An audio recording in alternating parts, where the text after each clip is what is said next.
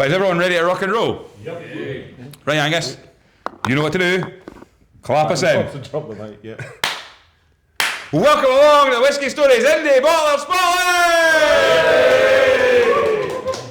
Angus, we've done it again. We have, yeah, and a real change of scenery. We're down in Leith. I think this first episode we'll recorded down here. We've talked a lot Except about for the Port of Leith Distillery episode. Oh, well, yeah. Second, well remembered, Graham. I should have thought about that before I actually went. One of the first episodes that we've ever recorded down here in Leith. Like a steam train. Well, it just went into that. But yeah, no, apart from the Port of Leith Distillery, second episode we've done. Yeah, we are, and we are joined by a very, very familiar face. A man who is, he's been on the podcast a fair few times now, Simon Smith. Third time's the charm, yeah. Yeah, I mean, third time, but if you also include the interview that I completely forgot that we did outside in Whisky Finch. At Whisky Finch. Yes. And I was like, I can remember speaking to Simon. We had about 5 minutes, and then I looked at the recording. I was like 15 minutes. It was a long one, yeah. Can't remember what we spoke about, to be perfectly honest, at that stage of the day. But it's fantastic to be here. So we are. This is the Pintail Indy Bottler Spotlight that we're doing, and Keith Bonington, who unfortunately can't join us this evening,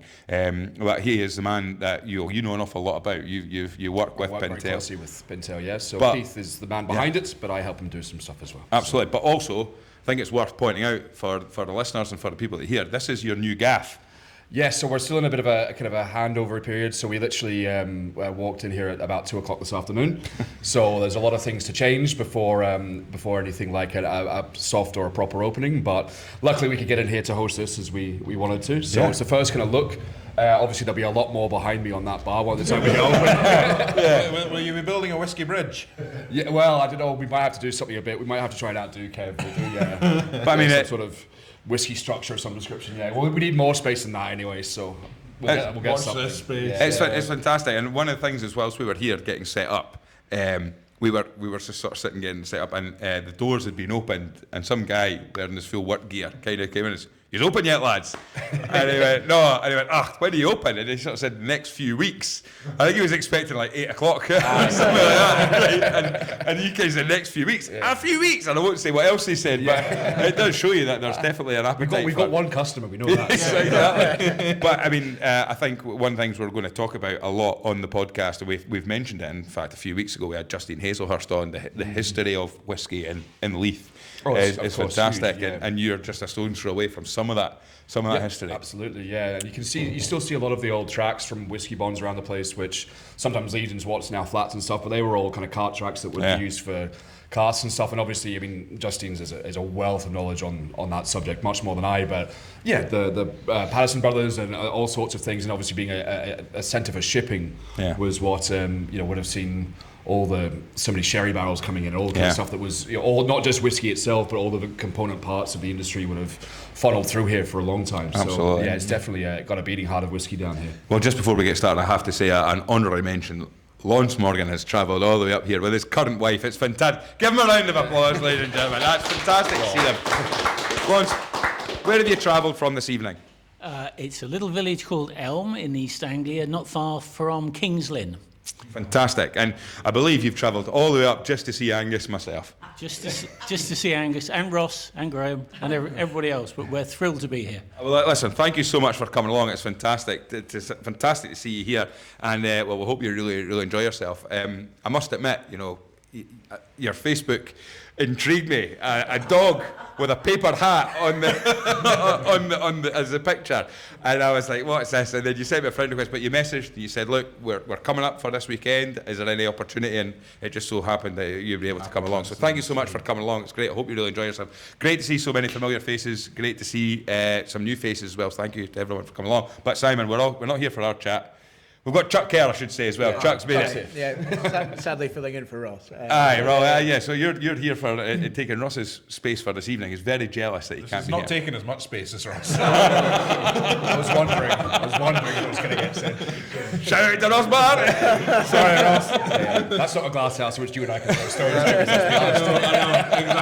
know, exactly.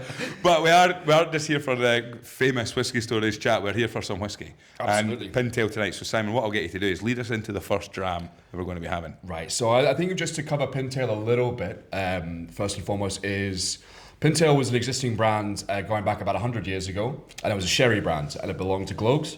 So it was basically the sherry that the makers of grouse would take out of the barrel, and they used to ship it in barrel from Spain rather than bottling it there.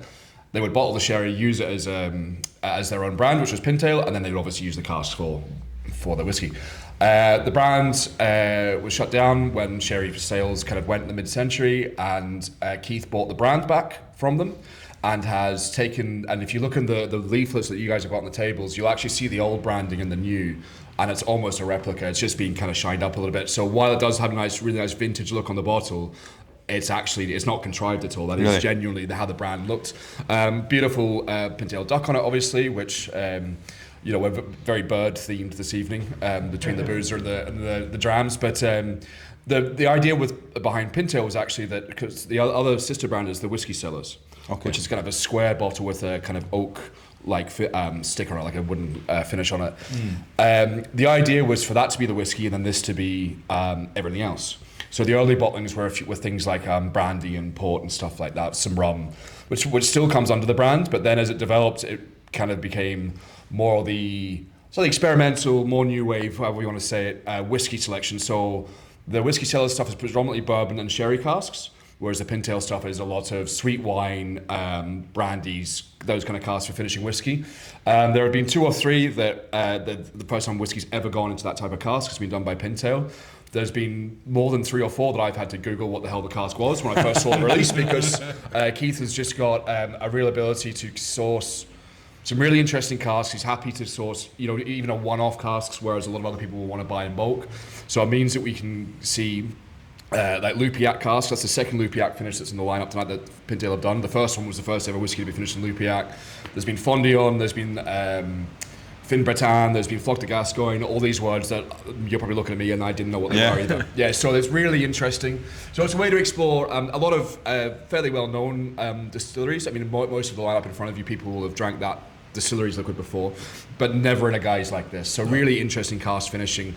And Keith is, judge during execution when it comes to what happens with the whiskey. So it's kind of a very curated process to get. And it is based on what's the profile of this whiskey, this distillery, what's the profile of that wine that the cask previously held, and will that match up together? Using those building blocks rather than just saying, I've got this, let's chuck it in. So, and that doesn't always work.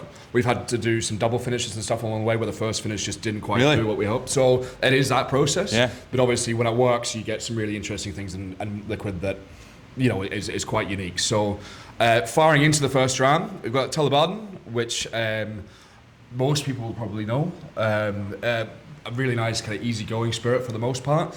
It's 10 years old. We're going left to right. Left to right, as you look at it. Sorry, left to right. And this is in a Calvados cask, and it's a 10-year-old. So the Calvados finish. So if anyone doesn't know Calvados, it's French brandy. You've got 3 regions of French brandy. You've got Armagnac and Cognac, which are great brandies. And you've got Calvados, which is apple or pear up in the north. So so it's apple brandy finish. So you've got a nice kind of classic unpeated Scotch whiskey with a nice, and then you've got that kind of appley brandy note as well. So you get a little bit of that. If you think of cider, you get that kind of slightly punchy ferment from the cider, especially a strong cider or a scrumpy. You get a little bit of that from that kind of fermented apple, but then there's obviously plenty of whiskey character coming through as well. And this is sitting at 54.1% as well. So they are all at cask strength. It's worth bearing in mind. So there's water on everyone's table for a reason. So I mean, the interesting thing that I found fascinating after speaking to yourself, I think it was when we did the episode at the Lost Close, and you talked about the work that you've done with Pintail and what Pintail actually is. And as an independent bottler, it kind of, pardon the pun here, like flown under my radar completely. But when you start talking about a bottler here that just kind of really specialises and hones in on sweet wine or wine cask finishes, is a very unique sort of market or area to put themselves in. But to say it doesn't matter what the liquid is, it will always go in something that we think should finish it. Oh, but I suppose having the Whisky Cellar, having the sister brand does mean that if something is more suited to a traditional release, that there is that outlet for it. So a good example is if you were to do a whiskey show, one brand would be for the purists, one would be for those who are slightly more interesting. But there are whiskey purists. There are people who just think,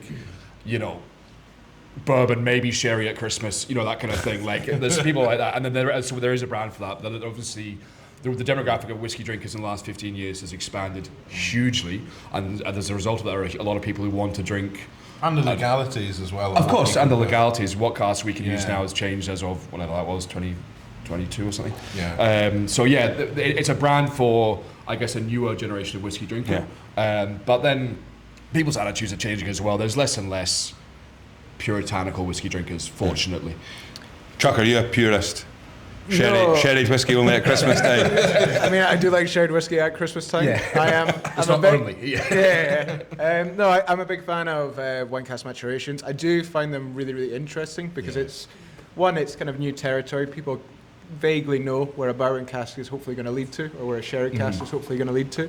But it seems like with wine cask maturations, it's almost like a wave. Sometimes you get at a point where it's phenomenal, and then it completely crashes and burns, and then for 2 years, like, oh fuck, what have we done? What have we done? And then eventually it comes back up. Because Chuck, for people who maybe don't know Chuck too well, you're now working at the Lowland Bond with Edinburgh Whisky, and so part of your job as well, I think that one of the last times we had you on the podcast, you talked about sensory sessions with Greg Urquhart and the guys like that. So, you're also in that process of maybe looking at casks, sampling casks, and then so when you're saying the wave, are you talking about once you've made the decision, stick it in a wine cask and let's see what happens? Yeah. You might get to a stage where it goes, that feels and smells and tastes really, really good, but then also it could dip, but then come back again. Yeah, I mean that's certainly with speaking to Greg, he's talking about that where it will kind of. You'll catch at a point, maybe every 3 months, it could be a very different stage. Really? So revisiting stuff. There was one of the releases that will be, the rare finds that will be bottling in the future was finished off in a cask that it was bottled at an 11-month finish, but for about 9 of those months, I think Greg was fairly terrified that it would just be 2 very distinct flavors that never really got homogenized together. But I think the best example I have of it is actually Mike from Mothership. Mike Aikman, Yeah, when they did the Lockendale release, which was I think it was their 3rd release ever. It was a full maturation in Sauterne wine, peated Bruichladdich, and they said they'd bought that cask at 6 years old, and they thought this is the best thing we've ever done. And then for 7 years, they were like, we're fucked. Like this tastes absolutely this is garbage. This is garbage. And then they taste it at 13, and I think it's a phenomenal whiskey. It's a phenomenal whiskey. I think about it all the time. I have a bottle in the house, and it's just a great showcase of wine maturation working really well with like peated stock. And they taste it at 13. They're like, yes, bottle it now. We don't know what's going to happen. I was working for Mothership at that time, and I remember Mike bringing a sample, and he said, "What do you think?" I was like, "Get that out now." Yeah, and that was universal. I mean, Ben Luthien, who was my assistant at the time as well, everyone just went, "That's whatever that is, do it now." Really, you've hit something that's just for whatever. But reason. It's fascinating that you can go through those peaks and troughs with just the way the day that you try that cask. Yeah, because the thing is, it's funny right now. I'm just going to look at this from a completely. It's going to sound a bit daft, but like you're saying. It could be great, and then 3 months later it could be terrible, and then another 2 or 3 months. But what happens if you try it the day before? It just turns great again. I don't know. Because the thing is, what you're saying is you're not trying it every single day or every single week for that 3 month period. You're trying it, sticking it away for 3 months, and then coming back to it. So you don't know at what stage it got good again, or what changed to make it good, and what kind of things could influence a cask that could make it go from being. Because that's fascinating. That instead of just sticking it in and going, that's going to be great, it goes great, goes bad, goes great again, goes bad, and then knowing when to do it. Yeah, it is one of those things. I think certainly with finishing, and I might be wrong in this, but I think it does. You're introducing a massive new flavour, and it's going to take a while for the liquid to kind of get a grasp to what it is, or really kind of blend those things together in a sense. So you can have, a very distinct wine characteristic or a very distinct Calvados flavour at the very beginning. And then that disappears, and then goes into a very distinct whiskey flavour. And I think finding that at the right point. It's because integration. You've got an active cask, but obviously there's very varies on how active that is, depending on what the wood is, how it was charred, how many times it's been used, all sorts of things. So that's obviously, as the alcohol is stripping flavour out of the oak, literally. How much of that it's doing depends so much on the condition of the oak, how long whatever was in there previously was in there for, what it was, sugar content, all sorts of different things. So as that happens and you get some stripping of flavour from the cask, then it sits, then it integrates, then it might lose it, and then it comes back. And especially with anything big, wine casks, I mean, working with sweet wine casks is great, but there's also obviously, you can use red wine casks a lot. And I think when you're working with something like red wine where you've got tannins involved, that's another thing that can become cyclic and at times can feel bitter and as if you've really ruined the whiskey, but it can also come back as they then mellow out with more oxygen, more time, more breathing, all that kind of thing. So it's a very cyclic process, aging. Yeah. And it's a fascinating situation here because when we've done these Indy Bottler Spotlights, I remember speaking to like Woody and Megan at the very first one, and I asked them about, do you feel pressure as an independent bottler to have to sort of go and say we should finish this, because at the moment it does, the market sometimes goes well, and I've asked this question on every Indy Bottler Spotlight, is if you've got a whiskey drinker and they're into an Indy bottler, they might look at it and say, well, why would I take a refill bourbon only when right beside it there's another brand that's done something really cool with a wine cask? And I think sometimes the mistake might be made that people will go, I'll take the wine cask finish every single time because it's somebody's done something different. But actually, when you look at it and go, imagine how great that whiskey must be if someone who's invested heavily into it has made the decision of opening it, trying it and going, that is good. Perfect. Yeah. But what's great about Pintail here is you don't have to worry about that because we've had like the last one at Fragrant Drops, which we did. It's actually our last Indy Bottler Spotlight. We kind of almost stopped doing them because we put someone to sleep. And the last one, check that video out if you want to see what I'm talking about. But he is in camera for most of it until his head really just goes. But what they did, George and Rachel at Fragrant Drops, is they did a 3 and 3. So they said, here's 3 bottles that we've done that we've had nothing done to them. So that's literally cask into the glass, and that's it, ready. And then the other 3 were the finishes. But I suppose Pintail and making that decision, it's a big thing because it is sort of putting into their own little corner, their own little space. Yeah, absolutely. But it kind of, I say, there's so much on the market now, and it's a buyer's market for sure, and there's so much choice that occupying that space on your own is not a bad thing at all. And you have got the benefit of you talking about Pintail or Woody's or Blind Summer or Fragrant Drops or any of these brands where they're it's a couple or just 2 or 3 people running them. Of course, every bottle's going to be good. These guys are whiskey professionals. They know what they're doing. It might look boring. It might be a refill bourbon, 12-year-old Diageo, distillery that you think you've seen a million times. But if they've bottled it, it's for a reason. You know what I mean? They're not churning out thousands of releases a year. They're not just going, we don't have a production line. They're not a huge company that just needs to put stuff in a bottle. If it's not ready, I speak to George probably once a week, and half the conversation is, I've got this, I just don't think it's there yet, and I've got this cask, it's really interesting, but I think, you know what I mean, these guys these are people who very, very personally look after their casks, and obviously Keith does the same, so it is tempting to buy on spec, and I completely agree with you. If you look at, if I was to look at a bottle of a Lupiac finish next to a bourbon cask, I would be tempted to go, well, I've never actually heard of a Lupiac finish, so I'll grab that, but that doesn't necessarily mean it's going to be better or worse, And I think refill bourbon and drams with lesser cask influence is having its day in the sun again now as well. I think people are realizing that you can make produce very good whiskey no matter what you do to it if you're just good at it. Well, I mean, when you're on that subject, one of the last times that we spoke is you gave Angus and I a sample of a dram from a Lithuanian blueberry wine cask. Yes. Which was interesting. It was interesting. And that was whilst you were doing your pop-up bar at the Lost Close. Where now, as we're saying, we're sitting here just now, and effectively your name's going above the door with your business. Because your dodgy criminal record. They still won't let Australians own pubs. But what Angus has alluded to it. You've talked about it. Your background, for people who don't know who you are, you're a whiskey and cynicism.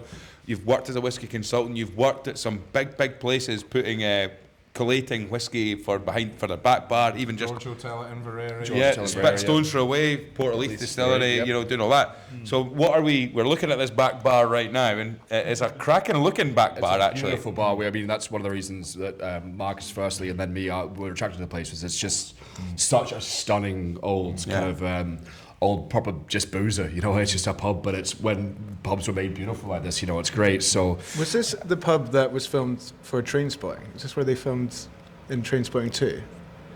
well, They drive past it. yeah, Oh, right, okay, they just drive the past scrapyard across the road is the scrapyard. Okay, too, cool. yeah. All right, Oh. okay, cool. So what are we expecting? Like, where do you start when you have a back bar like this? I mean, I'm talking about I mentioned a blueberry wine. Yeah, and I mean, is there a theme in mind, or because when we talked about the Port of Leith, you said, I really wanted to get lots of young whiskey, lower age statements in there just to expose how great some of these are, given that it's a new distillery, etc. So, is there kind of thoughts in the back of your mind about the kind of whiskey you want to put in the bar here, and how you want to curate it, as it were? Truthfully, because I'll not be using the Desert Isle pop-up anymore because of this. So that concept, which I was very lucky to run that for over a year, and it went well, and the proof of concept was there that people will travel to the Royal Mile, which getting Edinburgh locals to do is difficult at the best of times. And I completely understand why. But I had a lot of vintage drams, a lot of weird stuff, very little in the way of core known expressions. So that will be the heart of the whiskey back bar here, because I think it's interesting. I don't think there are many people doing it. I mean, I know wonderful Rory over at the Belfry does some vintage stuff as well. So there will be a focus on vintage drams, old blends, and weird releases. So a lot of the stuff from my collection will come in. Some of the stuff that's disappeared from shelves years ago. But also one of the things at the Lost Close that was so popular was the vintage liqueurs. There was the running gag that I thought I opened a whiskey bar, but I actually opened a Malibu bar. Well, Ross always went on about it. Ross said you've not tried anything until you've tried a 1980s Malibu. Exactly. Which just sums him up. And the fact that he had the audacity to call me a sherry tart. By him and everyone else was the thing. I mean, I remember you kind of set the bar up, which, as you boys can imagine, what you've been in wasn't a hell of a job. But you'd set the bar up, it'd be 5 o'clock, and you'd be thinking it's a Monday. I'll just open the laptop. Someone might wander in later on before dinner or something. And 5 o'clock, the knock would go on the door, and I'd open. There'd be two young lads like, I heard you got some Malibu. But I don't even have a bottle at a time of some kind of weird vintage liqueur, Benedictine or Midori or something. But I've got a lockup full of it. Really? So there'll be a lot of vintage liqueurs here as well. There was a little thing called Lockdown Chuck, and I went deep. But the thing is, now I've got an ice well in a sink, so I can make cocktails. So vintage cocktails have kind of been a thing around the traps in the UK for a while, but it's in places like the Savoy, and they charge you 3 or 4 figures for vintage cocktails. You have cocktails made on old ingredients, whereas the reality, I know what this stuff costs at auction, and it's not much more than retail for standard. So we can do some really cool things, some fun stuff with old booze, whether it be old whiskey highballs or cocktails, and just do them at a price that is actually a couple of quid more than a cocktail is anyway. So it's going to be kind of, again, I really hadn't thought of any parallel to Pintail, but the idea is that this place can occupy a bit of a space with its back bar that is unique within Edinburgh for a start, because first and foremost, it's going to be a local pub. It's just a boozer. It's just somewhere to come and have a pint. So when if you are someone who wants to explore a back bar, that's the step beyond what the first function of the place is anyway. So when you get to that, that's when you might find it's a bit weirder than you expected, but that's for the whiskey nerds and people who want to come and experience it, but not everyone has to. Well, in our sort of spiritual home at the Athletic Arms, you look at what Kev has there, and you suddenly say, it's a local pub, first and foremost. You will see the same faces. It's a locals bar. There's guys that are sitting there, and then on the other side of it, it's got the football traffic. Yep. Then you've also got the rugby. It's a rugby pub. It is. There's so many people that hold the Athletic Arms in their own mindset. They'll say, you talk about diggers, it's a Hearts pub. And then there'll be other diggers, oh no, it's a rugby pub. Oh, it's a beer pub because of the beers that they've got in tap. Great selection. And now there's loads and loads of people because what Kev's done is it's a whiskey pub. And but that's the thing is, but at the end of the day, he's kept it as a pub. Now, I suppose it would be very easy for you to say, "Now we are going to be with your background," because it's called the Bull Finch, but I believe you're looking at we're kind of looking at maybe the Finch just to give it enough of a nod. So the reason being Taking out the bull. Yeah, exactly. Yeah. So the reason being that these stained glass windows behind have all got birds in them, and there's a couple of finches kicking about, or bullfinches kicking about. So there's nice relevance to that. And they've been recently restored, all those windows. So we obviously want to kind of keep that little bit of what's part of the building, because they are very nice. But we just think the finches maybe a little bit. It's probably what to be abbreviated to anyway, so we'll just get ahead of the game on that one. Get to the Finch. So, and on that front, then because it would be easy for you to say, "Oh, we'll just make the Finch a whiskey bar."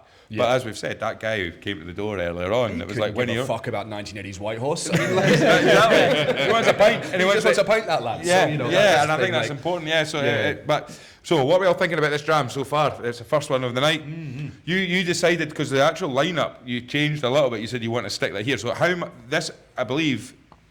Simon, this is all stock that's very new. This is part of the brand new release, so yeah, this is kind of just on or coming to shelves kind of thing. So it's all pretty much first time for me.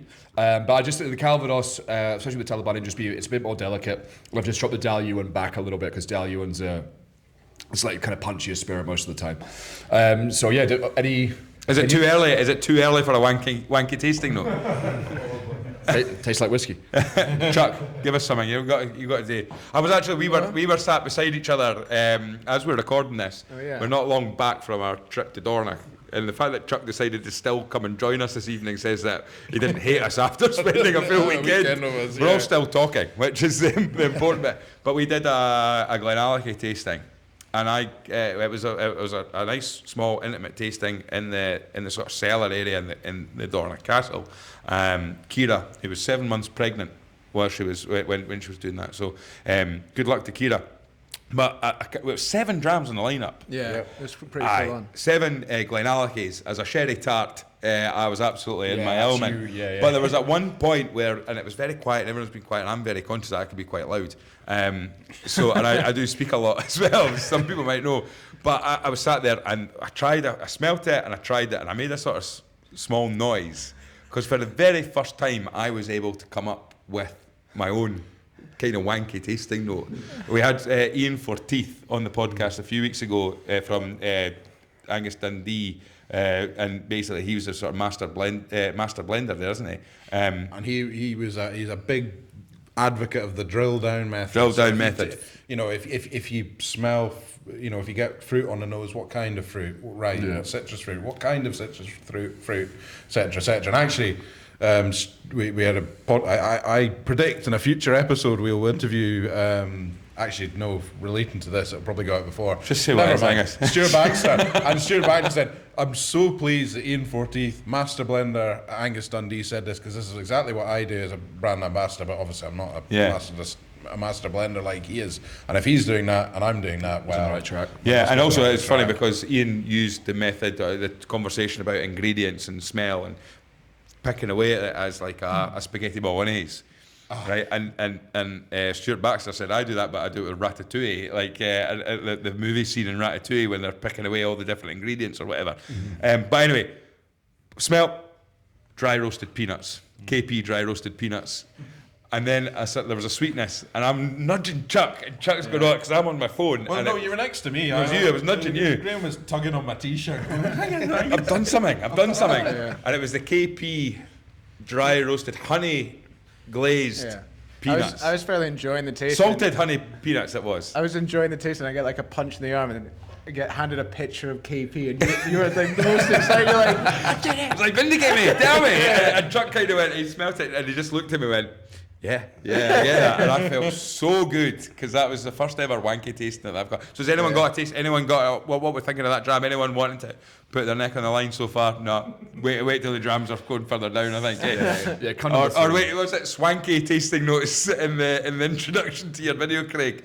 Love that line. Absolutely fantastic. So Simon, then moving on to our next dram. One of the things I've started to do, I think Greg Urquhart kind of said he likes to do is leave the first 2 or 3 and come back to them as the Yeah, tasting I goes tend to on. do because tastings twice. Yeah. You know what I mean? I'll It's go a great way half of and doing then it. half. Yeah. So what have we got for our next one then? So next one, we're going to a liquid. So again, still distillery character-wise, we're in a fairly kind of lighter end of the scale. This is in a Lupiac cask, which is the second Lupiac cask, as I said, that Pintail have done, but it's the second ever Lupiac cask to be used for whiskey. What is Lupiac? So Lupiac is across the river from Sauterne. Ah, right, So okay. you're in the same region in Bordeaux, and you're basically a very similar sweet white wine to Sauterne. Yeah, so that's very nice. It's a very very nice. similar style of production. It's just a different DOC.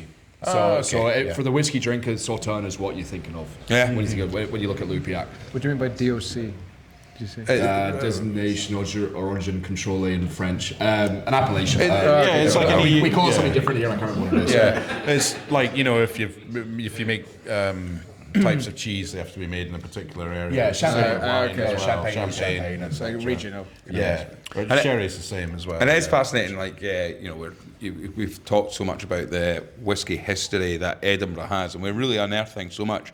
And there'll be people who are Leithers that will be shouting, going, Leith isn't Edinburgh, Leith's Leith. People's Republic of. Yeah, yeah. And you look at the area that we're in, the history, and you know, the whiskey that we have in front of us is, you're sourcing casks. When you hear people speaking, like Justine Hazelhurst we've had on, she does our whiskey tours and Leith walking tours and stuff, and the conversation of how many casks were coming into Scotland through Leith, how many casks were leaving Scotland through Leith, Yeah. but also at the time, sherry and wine casks, they were coming in as cask form, and that's where like the accidental maturation came from, I suppose, where I'm assuming you'll maybe know a little bit more, but like people who are whiskey merchants would have just got their hands on whatever type of cask they possibly could to store their whiskey in. Exactly, yeah. I mean, that's kind of why charring became a thing as well, because it wasn't always, the previous occupant of that cask wasn't always favourable, so the charring was to kind of cleanse it a lot of the time. But yeah, so sherry now has to be produced and bottled in Jerez, but for a long time, until I think it was the mid-80s, Yep. it could be shipped. So, and that's why, I mean, people like Mark Rainey and a lot of people talk about, well, there are no sherry casks anymore. Yeah.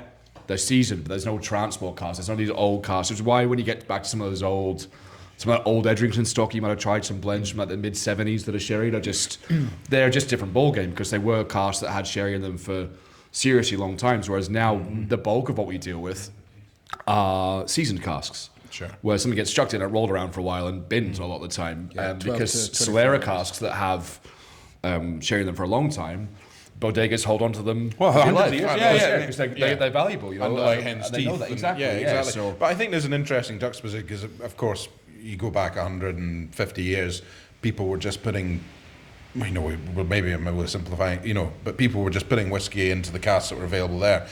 What Pintail are doing is something completely different, where Keith is going and sourcing very, very specific casks from very specific regions of Europe. You know, it's not just what's available on the next ship that's coming in. I mean, does he travel to these places, to Italy, to Spain, France, etc.? spends a lot of time on the continent. Yeah. So because of the when the brand launched as well, which was deepest, darkest lockdown, COVID-y times. So it was very hard to launch into a domestic market, because while whiskey kind of boomed, it was booming with a lot of things that were already kind of sought after and limited, but getting into something. So basically, the brand went straight to export very quickly. So Italy's a huge market for Pintail, especially, and that's why some of these relationships build with, you know, wine producers and things. So, but it is also just looking at and going to cask brokers and people deal with these things and just looking down at the bottom of the list of what they've only got one of and hoping it's weird. You know what I mean? It's that kind of thing as well. Just trying to find stuff that's intentionally interesting. And keeps me working in the whiskey industry. The cask version of Dusty Hunting.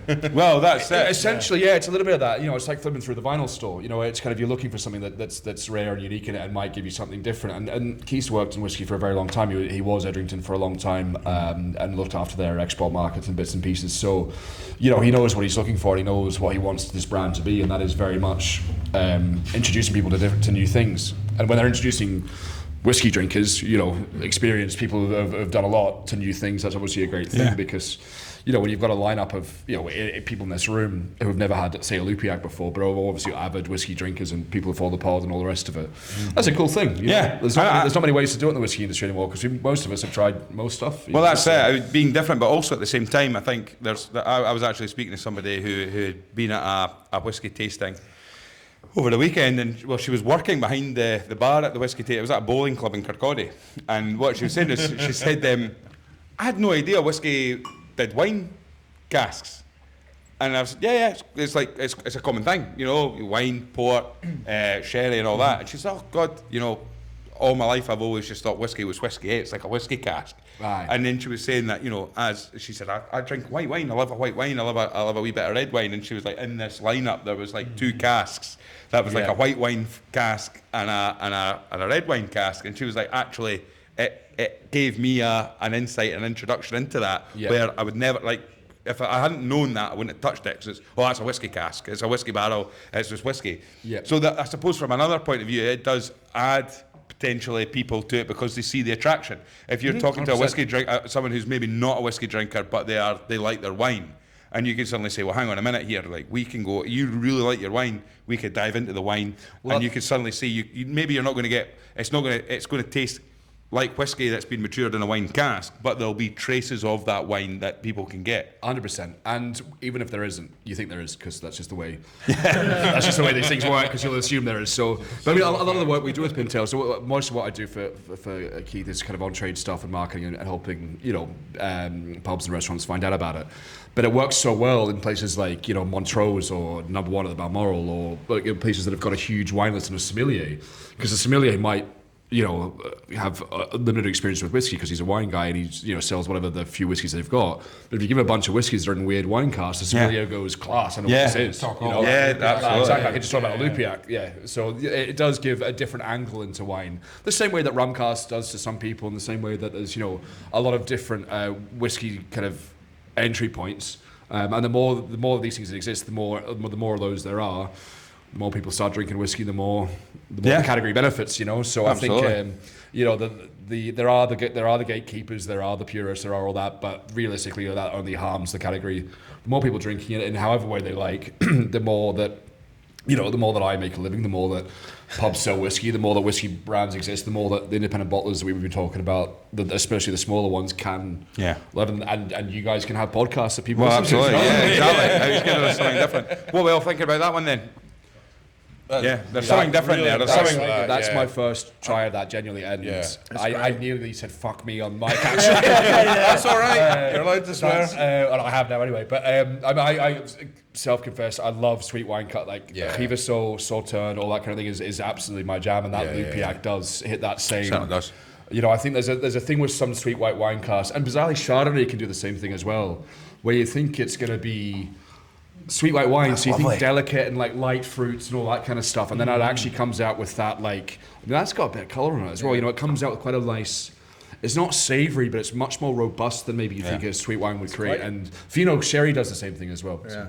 I was just going to say, it's quite oily. It's got kind of like that blackcurrant wine gums vibes. There we go. Wine gums, He's arrived, Chuck's in. Blackcurrant wine gums. You get what you're saying there. Yeah. Get what you're saying. Right, what we're going to do is we'll stop for a quick break on this one. We'll finish this one, then we'll come back round and things like that, and then we'll get started again. So. Right through the last three. Sounds good. Fantastic. Cheers. Cool. Cheers. Right, Angus. Oh, I have to clap us in again. You know what to do again. Yep. Everyone in. Everyone's working. Everyone's fine. Clap us in. Everyone's here. Well, welcome back after. I mean, there's a massive queue at the bar there for all the for all the drinks that you've got behind there, but we're back, and you know, it's just these have been an interesting couple of drams. We've only had 2 drams, but that second dram there, linked with Lupiac cask, completely. I think it's exceptional. I really do. Yeah, it's got that. It's exactly what you want from that kind of cask. That sweet wine is coming through. You've got nice depth to it.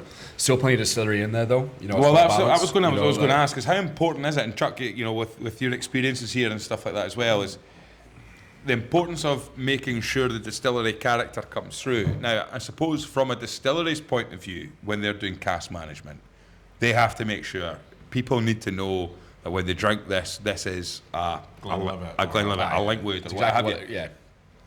When you're an independent bottler, does that weigh too heavy on your mind, or are you just going, I want to make something that no one else is tried in this style?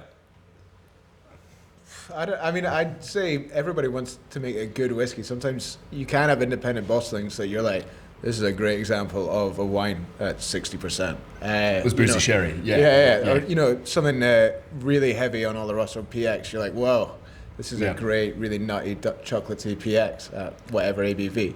Yeah. But, It's like your first attempt at making a sherried whiskey, Graham. It was very much, the wee cask that for listeners who'll maybe remember. Graham's first experiment in cask finishing. Yes, well, second now. The first of two that I had during lockdown. I spent a small fortune on buying sherry, and then I made a total mess of it. Yeah. So basically, what I did was I had this tiny. Well, no, the end result. The good fun was supposed to enjoy whatever it was that I had. So I had this small 1 litre cask.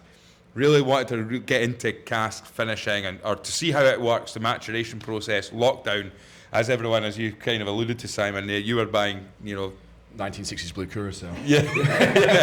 So but I had to go into, and so I sourced a 3 litre and a 5 litre cask as well, right? So, and what I found out, I called cooperages, right? I phoned cooperages and said, what's the smallest cask you can get me? And someone did explain to me, the smaller the cask, the more expensive it is because, for making it, it's harder to get the stave size, etc. So I've gone online, sourced these little casks, 3 litre. So now I have a 1 litre, a 3 litre and a 5 litre, but I don't have anything to put in them. So I've decided, I think it was the smallest one, I decided to put sherry in, PX, but then I was like, right, well, with a 3 litre, I might as well put some Oloroso. So I've gone and bought 3 litres of Oloroso from Sainsbury's. right? So I've got the classic sherry supplier. And then I was like, well, sherry region of Sainsbury's. Yeah. Yes, the DOC Sainsbury's. So the finest Jerez has. It's good stuff. So then what I've had to do is I've got a 5 litre now. And again, it's like, right, well, I've got sherry, Oloroso and PX there. So what I'm going to have to do is I'm going to have to buy 5 litres of Buffalo Trace and make it. And so I've then filled this up with, so I've left that. How long do you leave it for? Who knows? It's lockdown. So I've left it for a very long time, a significantly long time considering the size of the cask. Got rid of it. And then it's like, now I need liquid to put into this. Now, Can I pause? Do you just pour away 5 litres of Buffalo Trace? No. Well, okay. I've still got it's still at the back of the cupboard. I've got loads of stuff. Okay. My mum took the sherry off me. She's like, but it just tasted like soggy wood because what you have to do with these casks is you have to fill them with boiling water first and leave them so that the wood expands and stuff like that. Okay. So it was awful. It tasted like everything that came out of that tasted like soggy wood. Right now, then you leave it for a few days, and then what happened was I decided now I need whiskey to put into it. Mm-hmm. And again, it would have been so much cheaper and easier, and hindsight's a wonderful thing, if I just decided to buy like a Glenfiddich 12 or something like that. No, I had to source single cask, independently bottled stock for so I could make sure that it was totally correct. So I'm putting cask strength whiskey back into the cask, but I had to be I wanted to do the difference. I wanted to see the colour change, the quickness of the maturation and all that kind of stuff. So I've bought a load of Glenlivet Nadura bourbon. Oh, okay. Yeah, for the 1 litre and the 3 litre. But I'm going to now need 5 litres of something. And of course, I'm talking about this is at the stage in lockdown when no one's getting dressed anymore, right? So, I am now just researching, finding as much as I possibly can. Because in my mind, I am about to, this is it. This is the start of Graham Cogar, independent bottler. Whiskey Baron. Yeah, I'm going for it, right? So I found, and of course, so I had to be Milton Duff. Yeah, of course. Right, so I've looked for Milton Duff. Then I've found Golden, what's the independent bottler now? I can't remember. Golden Cask. Mm-hmm. Right. They were the only ones I could find that had ex-bourbon Milton Duff, 7 bottles. I bought that. Don't want anybody to. I've not told very many people of this. Right. So now I've decided to tell a podcast. Yeah. I chucked it all in, spent a hell of a lot of money, and then eventually, I can't remember where we were going. It was Scotland versus. It was Scotland in the Euros in Euro. The game that was at Hampden, Euro 2020, that was 2021. Yeah. And Graham very excitedly gets on this train. He goes, "It's ready. I've got the whiskey." but be honest. Tell me what you think. And This is the sherry stuff, eh? This is a sherry. This is the final product. I've not got a face that my expressions I can't really hide. A terrible poker face, and Graham gives me this to try, and I'm just like, yeah, that's very nice. Yeah, it's shite, isn't it? Yeah. Basically, you've created sherry. Yeah. At 60%. So then I had to then start panicking and going, and basically I left it far too long. How long is far too long for a litre cask? Weeks. Right, okay. Weeks and weeks and weeks on my airing. I've got one of those electric heater. Oh, so you cooked it as well? Exceptional. The electric, the electric clothes dryer. I've seen them in magazines, but they're well at my price. I've stuck it on top of that, so it's been drying off. It's been. Right. But I love the fact you did all this research, but then you're like, warehouses must be warm. Hey, Famously, it makes no sense. It makes absolutely. But I still have. I tell you what, I've still got some bottles. We should maybe try loads. that. I say some. I've got loads of bottles. We should maybe revisit it. I would be quite. It's disgusting. I'd be interested. Absolutely disgusting. A massive waste of money. And potentially a waste of whiskey, but it was the start of my thing. And then the second time I tried it with the Infinity Cask, which then put my airing cupboard and just tasted like Purcell. So yeah, that was even worse. So I leave this now. I've decided that I'm better at talking about whiskey than trying to create anything like that. So But we should move swiftly on to the third dram. Simon, what have we got So here? we're looking at an Inchgour, which I think is a criminally underrated distillery. Oh, yeah. I adore Inchgour. We're big fans of Inchgour as Yeah, well. I mean, love it. I remember finding the Flora and Fauna quite early into kind of being into whiskey, and just it was like I remember speaking to Graham about it. It was like, Graham, there's a whiskey that's like salty. It's like absolutely. great. It's amazing. Coastal space side, lots of that kind of salinity going on, which isn't unique in the whiskey world, but a lot of times when you're talking about any salinity, you are talking about peat hand in hand, because you talk about the islands especially. So to have something that's got that saltiness, that really nice kind of maritime note, a la Old Pulteney or Bunnahabhain or whatever, for those who haven't tried Inchgour, it's in those lines, or Ardnamurchan as well, Glen Scotia. But Inchgour has it with a really nice kind of, I'd say it's a medium weight of space side, so it's not really light floral or anything, but it's also not a malt looky, Craig Alecky. It's not a big meaty thing. It's kind of somewhere in the middle. It's got enough weight to carry that saltiness and with a nice backbone of flavor, but also the weight, very importantly, to be finished in a very active or a kind of an impressive cask. So this one is an Banyul, which is a fortified wine. Kind of close, I guess, closer to a darker sherry in the kind of that end of the spectrum of sherry, and it's from the south of France. So if you were down towards kind of Coulior, Perpignan, that kind of region, it's local to that area. So what you've got is salt and sweet, which is an absolute winner. You salted caramels on every menu, that kind of thing, and it just works very well. And for anyone's palate, really, salt and sweet is stuff that we crave. I think, historically humans have always imbibed salt in kind of 200 times what they need. Even going back hundreds of years, we've always craved salt. It's something that's in our kind of physiology. So with that sweetness that obviously is you've got sweet juice, great bit of salt in it. It's just moreish. So for me, any of those coastal numbers, anything that's got a bit of saltiness to it, a bit of maritime to it, with a sweet cask is just, it's always a winner to me. It's just really good. And Banyuls is a very kind of nice, delicate fortified wine as well. So well, Angus, the last Indy Bottler Spotlight, for those that were here, Inchgour gave us the wankiest of wanky tasting notes. Did, yeah. It was like, what was it? Standing on Ken when you're standing on Banff Harbour.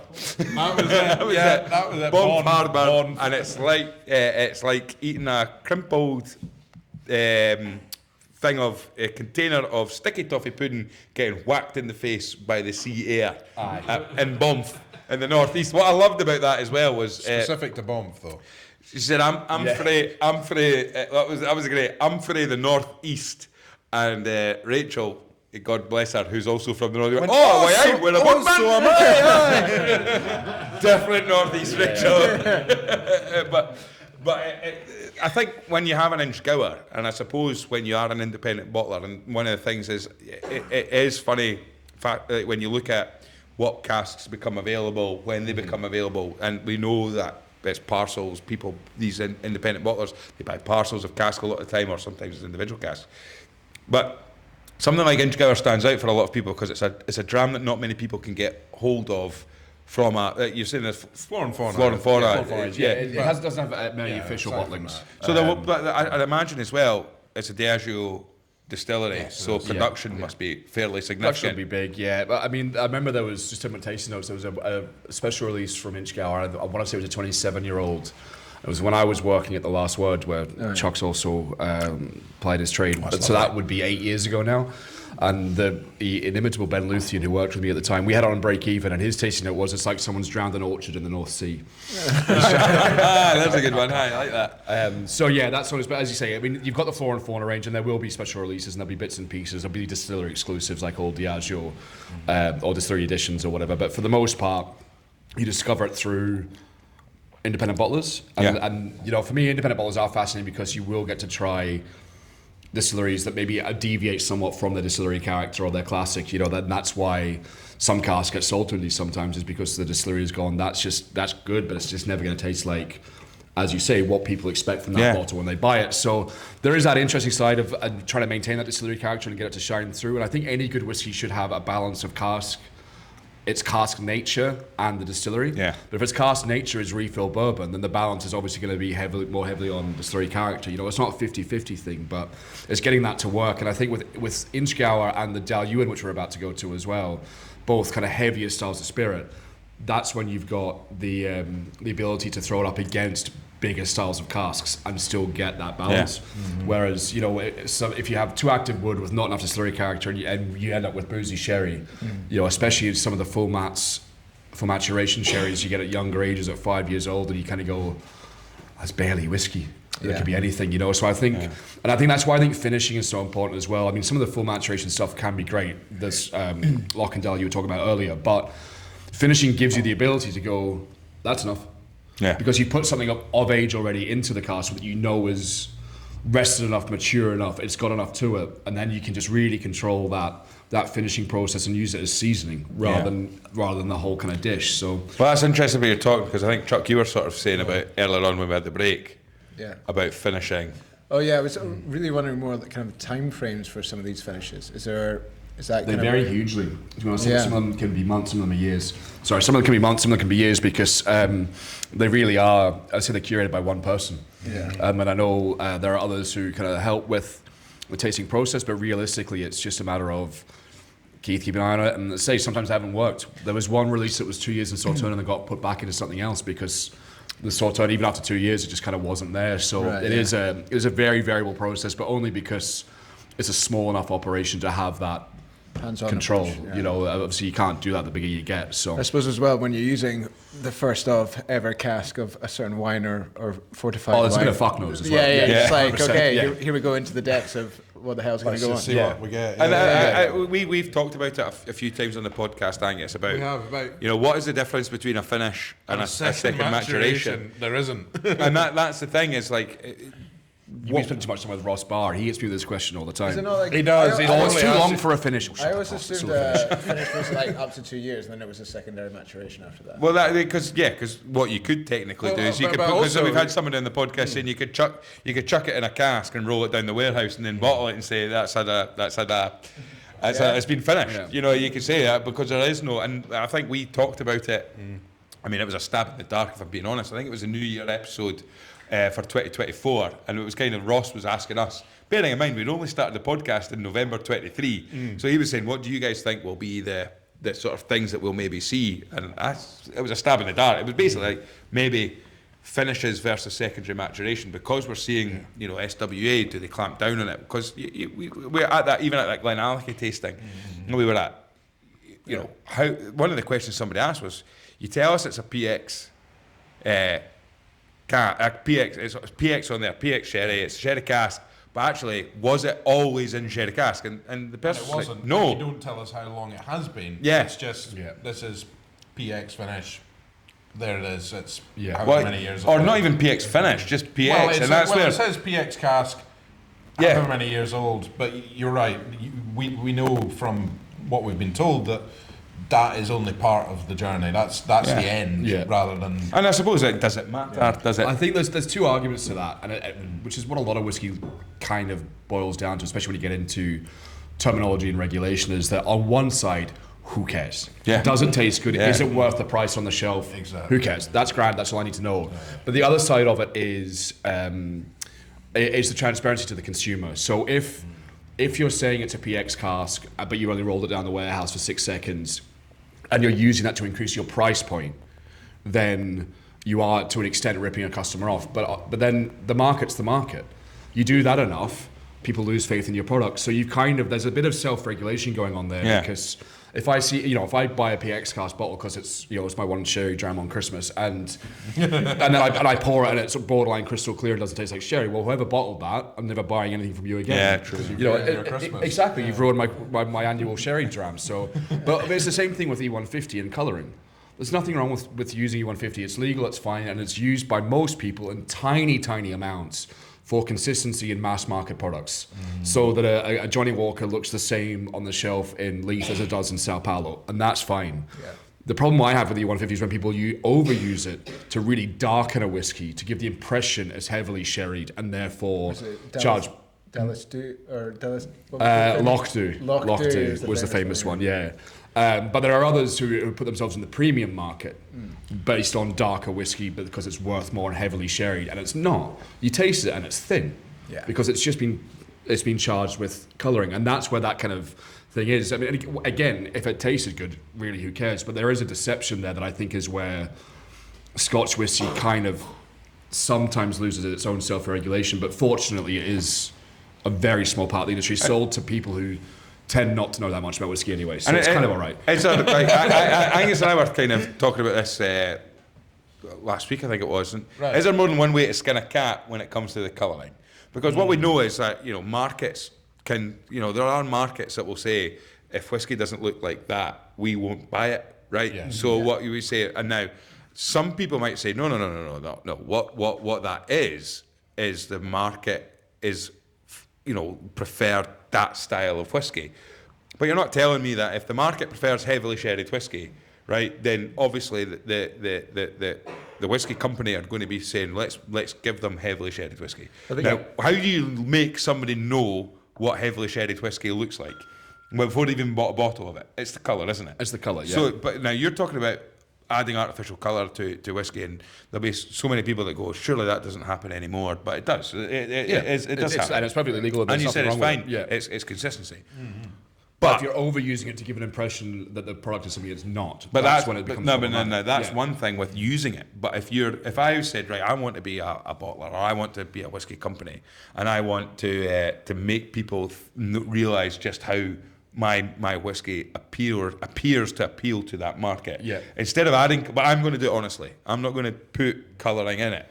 Is there another way to skin the cat by saying like wet casks or heavily like? Oh, 100%. Yeah. I mean, you should disgorge a cask completely and all that kind of stuff. And there's plenty. We've all had whiskies where we've gone, that still had sherry in the cask when they put the whiskey in, for sure. There's obviously ways to do that, and the reason is that a lot of markets associate darker whiskey with quality and age, which isn't true. It's kind of a general thing. A whiskey will maybe get darker the more cask influence, but I've had 22-year-old whiskies that look like that glass of water. Yeah. It's not the ecosystem is more complex than that. But the thing is that, again, with the whiskey market growing, people who associate those things with quality and they buy them because they've got a limited selection, what goes into their market, and that's kind of all their perception knows, and that's what the brand who first went to that market went, this is good because it's dark, and launched ad campaigns and all that kind of thing. As they get more and more whiskey, like as they get independent bottlers and as they get a greater selection of more interesting, sometimes more honest or more well curated and handcrafted and lovingly made or bottled whiskies, they will eventually out themselves. But obviously whiskey markets aren't all where we are. Yeah. Not globally, of course they're not. Some are 10 years behind, some are ahead, some are, it's different. So that's an inevitable, there's an entropy there for those kind of brands that are being slightly, thrifty with the truth, or just and using marketing and using things or indicators that aren't actually indicates quality. They will eventually get caught out, but they're making hay while the sun shines. Yeah. And fair enough. I mean, that's business. Like, you know what I mean? If you are in the position to go to a market first and you educate them to like what you do, that's your prerogative for being the first in that market. Yeah. You know, that's just the way the market works. But eventually, that will collapse. Whether it takes 10, 15, 20 or 50 years, but it will collapse. Well, I think on that front, I can't remember the ins and outs of it, but it's like they, go all the way back to when, whiskey started becoming more available in America after the Prohibition, and I'm sure it was it Seagram's, or there was an 8-year-old that came out, and basically I think a lot of people were trying to educate the American market that 8-year-old is the optimum. Between 8 to 10, it's the optimum age to drink whiskey. Not drink whiskey, sorry. You're 8 and 10-year-olds not drinking whiskey in America. Your appreciation dies once you turn 9-year-old. I've never liked it since I was 10. You best have that when you're 10. But they were trying, and I think to this day, there's whiskey myths carry, don't they? Yeah. Oh, but 8-year-old was also a category. Yeah. So deluxe whiskey was over 8. Yes. So if you ever saw the phrase deluxe blend, which I think the most modern blend I can think of that at least recently used was the Antiquary certainly did, the 12-year-old. But deluxe meant over 8 years old. Yeah. So that was a kind of line in the sand. Yeah. A bit like the bourbon, Kentucky straight bourbon is over 4 years old. So there are indicators that are based on ages that maybe we don't think about because our age statement world is kind of 10, 12, 15, 17. That's the kind of classic steps. So 8 was an indicator that people kind of use, and the reason being that for Scotch whiskey, and especially when we had, if you go back a certain amount of time in Scotch whiskey did need to be of an age, yes, because the cask was knocking off the rough bits. It was a rough spirit, and that's why kind of Scotch whiskey is so varied and so interesting, because it is, if you talk about in any booze, when you talk about flavour, you're also talking about impurities, which is why the really kind of elegantly made Japanese whiskey that's so kind of precise and very kind of objectively good. Careful, Chuck is a big Japanese whiskey drinker. No, I'm not slagging, but it's objectively good and so precise and so interesting to kind of observe. But for the most part, you will find more character in Scotch because of the impurities, because of the rougher nature of it. It's like the Japanese make a car that will run. You can stand a 50p piece up on the engine while it's running because it's so precise. But is it as much fun as an old Jag? Right. You know what I mean? It's that kind of thing. Like, and the old Jag is by no means an objectively better piece of engineering. Yeah. But is it more fun? I think time that's and why place as well. Exactly, and I think Scotch whiskey is interesting for that. So we are all talking about impurities all the time, because if you distill the fuck out of something till you get rid of all the impurities, you get vodka. Yeah. Which tastes of nothing. So there is that kind of thing of, what on earth was I talking about? well, just one last thing, and I suppose on Keith, if Keith was here, I would ask him. But it is interesting when going back to the Inchgower, and you're talking about the sweet and saltiness and how that's a craving. If you get your hands on an Inchgower cask as an independent bottler, is it shooty in? You're going, right, because you're going, I know what I'm going to do here. We're going to have that saltiness. We're going to have that maritime whiskey. I know that if I stick that in a Sauterne cask or we're having this in a Banyos cask, the sweet cask, that is going to hit the mark every time, because like you've just said, it might not be, it's the Pintail version of the Inchgower that's salt and sweet. Yeah. But do you think that comes in? Would there be someone that goes, no, you know what, I'm going to keep that briny, salty, and it's going out X bourbon? You look at Fragrant Drops. They did one recently. Sauternes, I think it was. But they did the one before. Yeah, but they did the more recent one, I'm sure. Tina Ninick Sauterne was one of the ones in the latest. Yeah, but they recently did an Inchgower in bourbon. Oh, did they? It was banging. Really right, good. okay. Obviously, that salt thing. The thing is, and that's kind of the trap we will fall into, especially talking about these kind of drams, is that we're sidelining bourbon as if it's a glass of water. The bourbon and cask do impart lots of vanilla, lots of coconut. Like there is still a huge kind of place for them to play, especially if they're fresh, which I think that one was. And if George and Rachel are listening, and I've got that completely wrong, I apologise. But the idea of bourbon cask being a last resort it's not the case. An Inchgower will still stand up and will still take the salt against that slightly lighter, sweeter notes like vanilla and stuff. Because I always find it interesting when people say, I like a sweet whiskey, especially if you're working behind a bar or whatever. You can where's sweet for you? Yeah. Is that custard and creme brulee? Because that's a bourbon cask. Or is it PX? Is it Christmas pudding? Is it rich sweetness? There's a difference there, and Inchgow will do very well in any of those things because you're always going to imply. I mean, part of what gets extracted is sugars in the woods. It's part of any maturation process.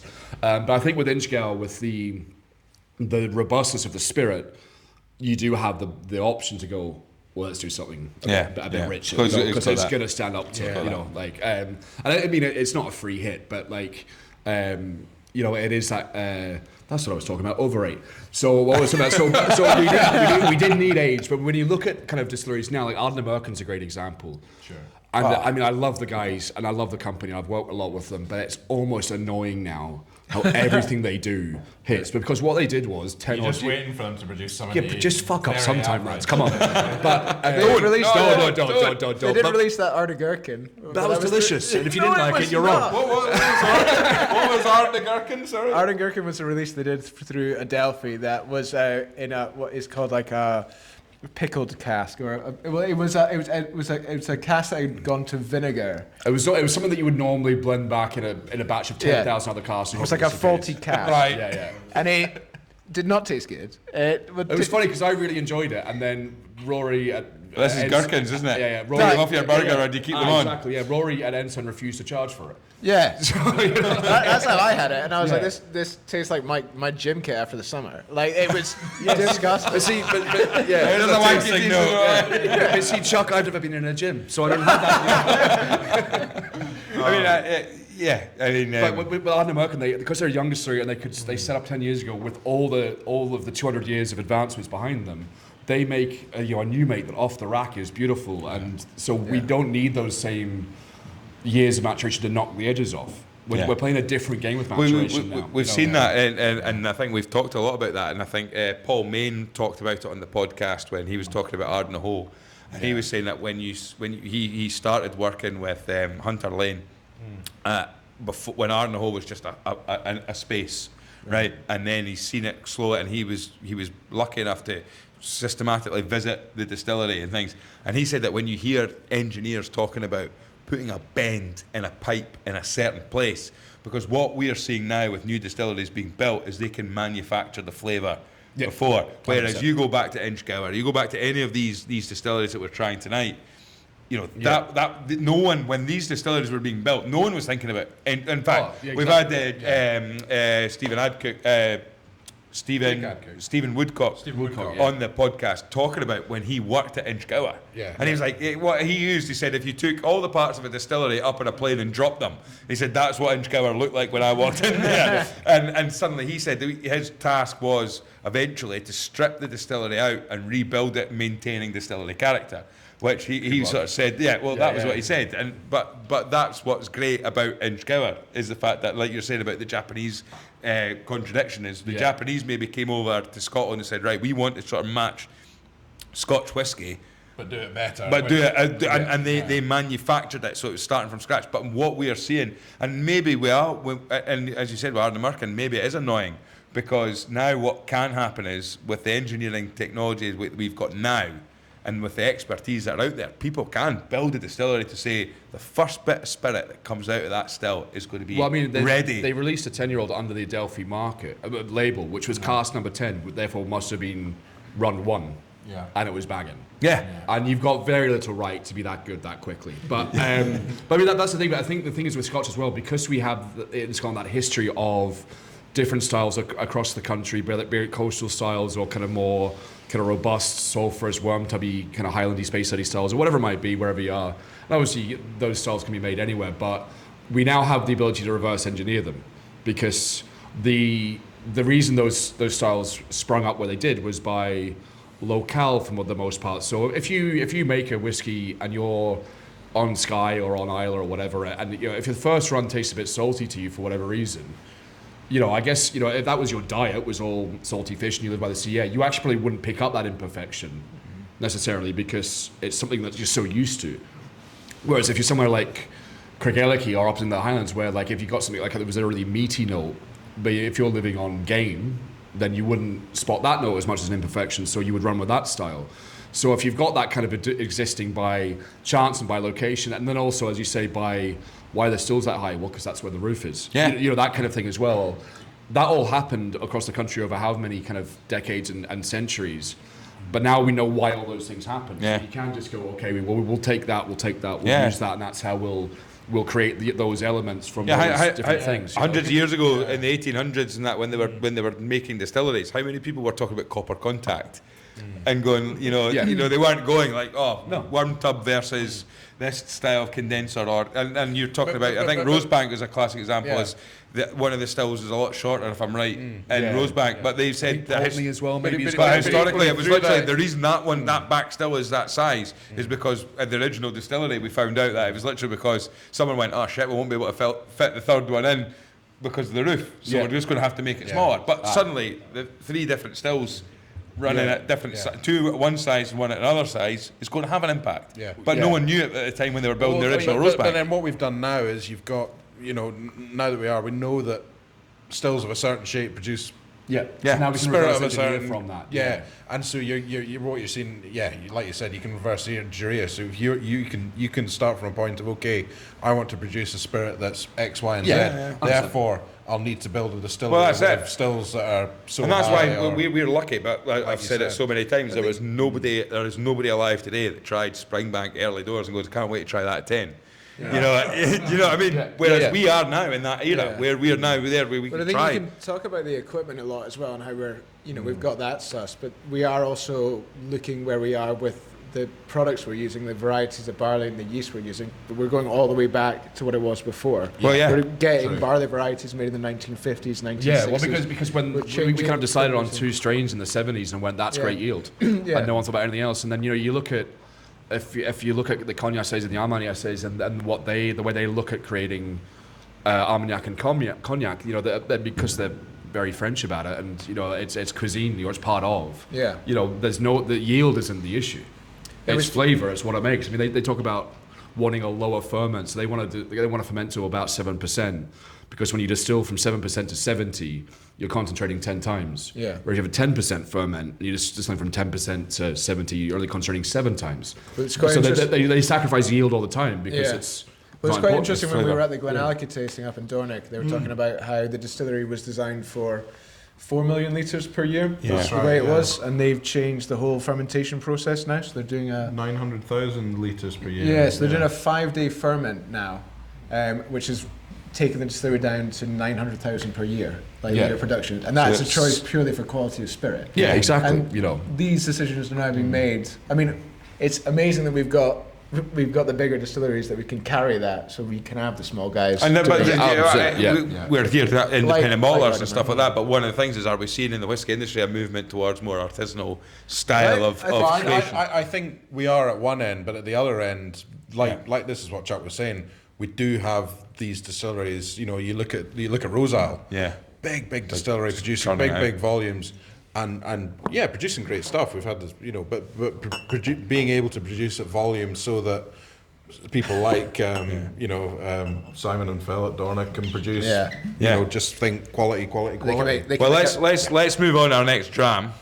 Right, Simon, you're pouring it for yourselves because Thank you very much. haven't got that. I think I've got one up here. You guys are okay for this one. So what have we got here, Simon? I'll take. I think you should have 4. I've got 4. Yeah, I've just got the last one. Cool. So we'll do the last one. Cool.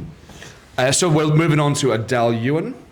So the Dalyuen is... you're like a Dalyuen fan over there in the corner there. I like Dalyuen. I'm a Dalyuen fan. I think Dalyuen sits to me in that slightly meatier of the space. It's kind of, The Dalyuen. Sorry. So it's the so basically you got like a little kind of family of like Benrinnes, Craigellachie, Mortlach.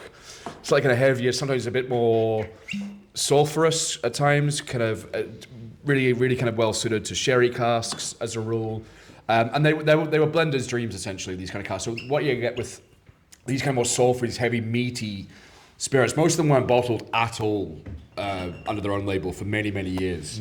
Craigellachie famously went through a few independent bottlers. A few people really liked the style, and then in, I think 2007 Craigellachie actually made a brand because they were like, oh shit, people actually want to drink this, because it was just a blender's dream. It was just something that it really tied together. It was what they call, what's the word? I can't remember now, but it's a malt that brings all the other flavours together. Not a top dresser, is it? No, and that's what goes on top, isn't it? There's another word for it, and it's just escaped me. It'll come back to me. I'll have another. We've had pizza connotations before, so that would be the dough. So I'll have a flashback in 30 seconds, and I'll remember it. But basically, it's in that kind of family, which I quite like, and it's also something I talk about when I do whiskey trainings a lot. In that, this is where you start to really break down the myth of regions, because if you gave someone a Glenlossie next to a Dalewin and said that's the same region, they all taste like that, you'd think you'd take in lead of your senses, because they're completely different. So I do like these. But these are kind of some of the drams I fell in love with very early doors in my whiskey drinking was your Malt Lux, your Craig Ellickeys, that really rich style, and again stands up to big cask. So what we've got here is a Palo Cortado sherry cask. So we're now sort of entering the next two casks are sort of slightly more recognised. Familiar, We're back on terra firma here. So Palo Cortado is a slightly obscure sherry. It's basically an Oloroso gone wrong. So sherry is aged under floor, which is kind of a bacterial layer that sits in the cask. And for younger sherries, that's what happens. And then for older sherries, they break the floor intentionally and finish the aging process oxidatively. This is where they kind of stick the wood in. Literally do that, and they break the floor, which is like almost like, if you think of it like a layer that has surface tension. So once you break it, it's gone. So they break the floor intentionally, and then age the end of it oxidatively, which is where you get your Olorosos and your PXs, your darker old sherries. Palo Cortado is what happens when a sherry barrel breaks, the floor breaks unintentionally.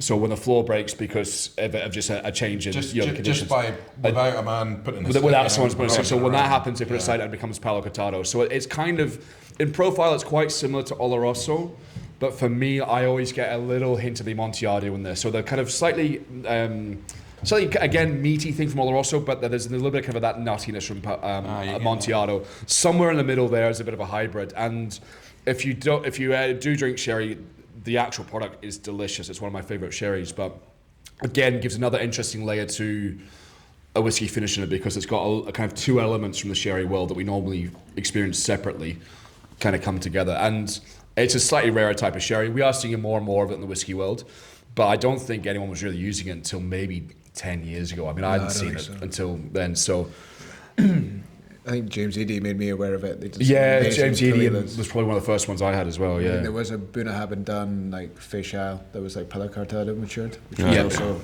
banging. And this is where kind of my ignorance comes in, because Palo Cortado is something I've always kind of seen. So I'm kind of thinking it's a kind of something that's always been around forever, but clearly not. No, I'm trying to think. We've tried something in Palo Cortado recently. We see a few of them. James Eady do a bit. Their Caligula is famous. Yeah. That they release a Caligula and Palo Cortado every year, and it's always delicious.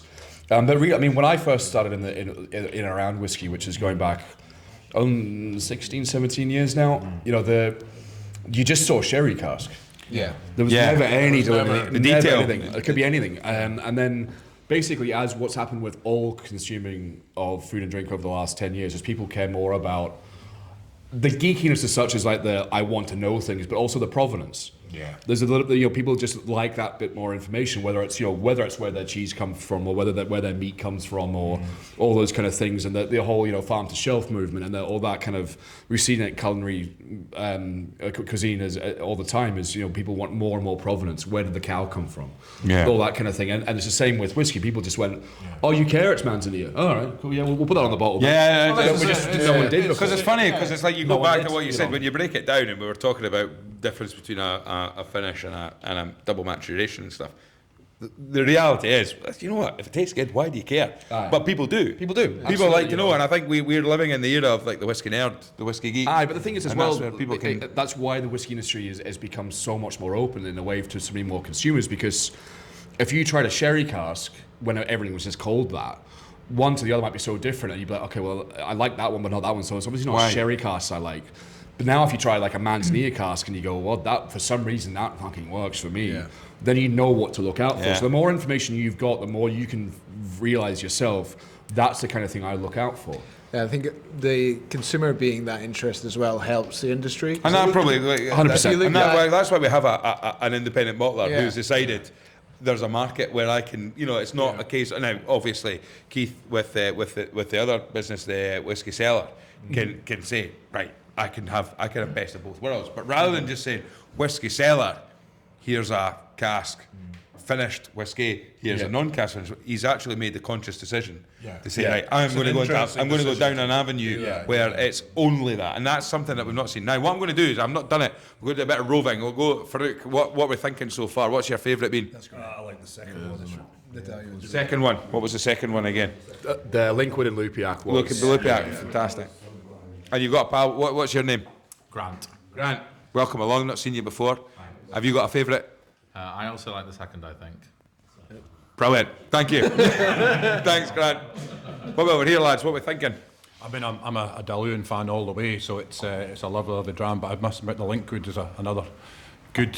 Really complex and nice. I mean, they've gone from very, very safe. Well, I wouldn't say safe, but just a nice summer morning breakfast whiskey, and it's getting further and further through the day. So it's been really good. Well, I mean, Simon, you actually changed the lineup tonight. You decided to stick that Tullibardine at the front. I swapped the Dal Ewan for the Tullibardine. So I think the Calvados cask, that kind of nice bright apple thing, was a good place to start for sure. Yeah. That's why he's a whiskey consultant, eh? Like, it was. I mean, the first one again. It seemed very simple, but I did that used thing that I sometimes do, which is to put a bit of water in my mouth, put a whiskey, and just warm up your mouth. Yeah. And I sucked my cheeks, and the sweetness that came out of that Calvados was absolutely lovely. Fantastic. Right, anyone else? Anyone wanting to hit us with a wanky tasting note this evening? Lawrence, you got one yet? No. Well, kind of, because when we tasted the second one, I got kind of vanilla ice cream to begin with, which is not the greatest tasting note, is it? But when you do the Richard Patterson thing, where he says, take a mouthful, swill it round, give it a good chew, but then inhale and go, yeah. Then I got dragon's breath. Dragon's breath. Well, if you really want, I mean, I thought it was dragon soup there. Simon said he's getting a new floor in here, so if you really want to do the Richard Patterson thing and just chuck the whiskey on the floor, feel I free. have the most expensive carpet in the world. That's right. Swirl it around, chuck it out. So, fantastic. Dragon's breath. Like it. I like it a lot there. Like it. So, Simon, moving on to our last dram of the evening then. So we're finishing with a peated number, as is tradition. So this is a little bit unusual because it's a Lafroig bottled as Lafroig. So some of you might know the Williamson, which is the trade name for Lafroig, which is named after a woman who ran Lafroig distillery. I want to say at the turn of the previous century, if I've got my dates right.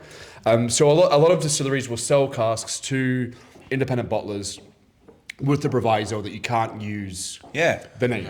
You can't use the name. So I remember, I think we spoke about it when we had them on the first time. Woodrow's had a Williamson that they were talking about a lot. Which was very good. Which was very good, but this is Lafroig. This is bottled as Lafroig. Bottled as Lafroig. Yeah, which is not unusual. Williamson, So, which is unusual, yeah. so yeah, you'll get like, you've got Westport, I think is Glenmorangie from memory.